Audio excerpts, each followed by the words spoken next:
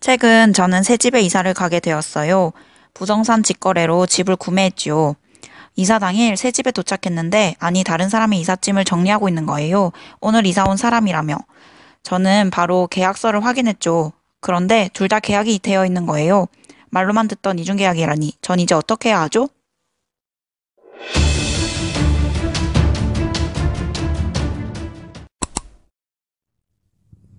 한 달 전쯤이었어요. 저는 평생 꿈에 그리던 집을 찾아서 너무너무 기뻤어요. 그래서 집주인에게 연락을 해서 만나서 바로 계약을 했죠. 그런데 며칠 후에 이사를 하려고 집에 가보니까 글쎄 다른 사람들이 살고 있더라고요. 너무 놀라서 이미 살고 있는 사람들한테 물어보니까 그 사람들은 집을 판 적이 없다고 하고요. 알고 보니 집주인이라고 했던 사마귀 씨는 집주인이 아니라 월세 사는 사람이었는데 글쎄 집주인 행세를 하고 제 돈을 갖고 튄 거 있죠? 이럴 땐 어떻게 해야 할까요?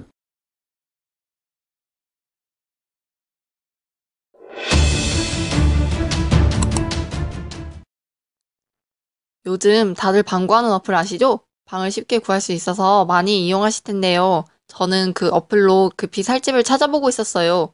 집을 구경하는 도중에 깔끔하고 좋은 방을 발견한 거예요.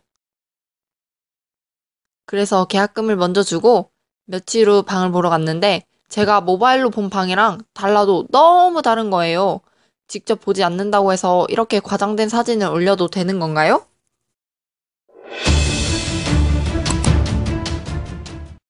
저는 겨우 마음에 드는 집을 발견해서 당장 계약을 하려고 했는데 근저당이 잡혀있지 뭐예요. 그런데 집주인이 제가 낸 전세금으로 바로 근저당을 풀겠다고 하길래 그 말만 믿고 그냥 계약했죠. 근저당이란 앞으로 생길 채권의 담보로 저당권을 미리 설정하는 행위를 말합니다. 그런데 글쎄 그 집주인 사기꾼이 근저당을 풀지도 않고 제 돈을 들고 달아나 버린 거 있죠? 집도 잃고 돈도 잃고 저 정말 어떡하면 좋죠? 돌아갈 집도 없는데.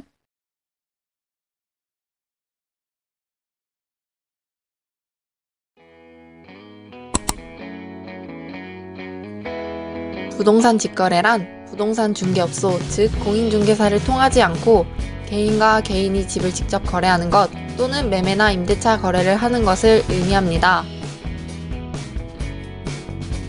최근 부동산 중개 수수료를 절약하기 위해 부동산 직거래 소비자가 늘어나고 있습니다.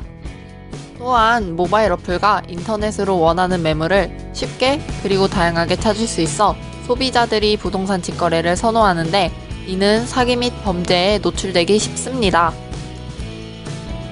올바른 부동산 직거래를 하기 위해서는 첫째, 실소유자를 확인해야 합니다. 실소유자를 만나 주민등록증을 확인하고 대리인인 경우에는 위임장에 인감을 첨부해서 확인해야 합니다. 또한 실소유자 신분증과 등기부등본을 비교해야 하는데 이는 대법원 인터넷 등기소에서 열람이 가능합니다. 둘째, 등기부등본을 확인해야 합니다.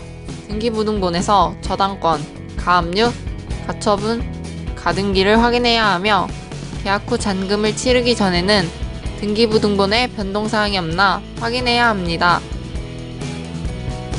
셋째, 실제 현장을 확인해야 합니다.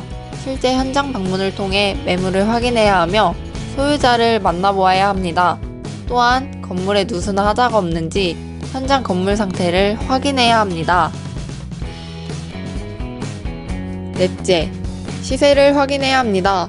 합리적인 가격의 거래를 위해 부동산 중개업소를 방문하거나 부동산 포털을 통해 적절한 시세를 확인해 보아야 합니다.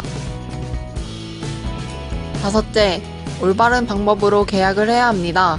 반드시 집주인과 계약하고 계약서 내용을 꼼꼼하게 확인한 후 계약을 해야 합니다. 모든 부동산 거래에서 잘못된 계약을 체결해서 손해를 보게 되면 계약 당사자가 책임을 지게 되므로 각별한 주의가 필요합니다.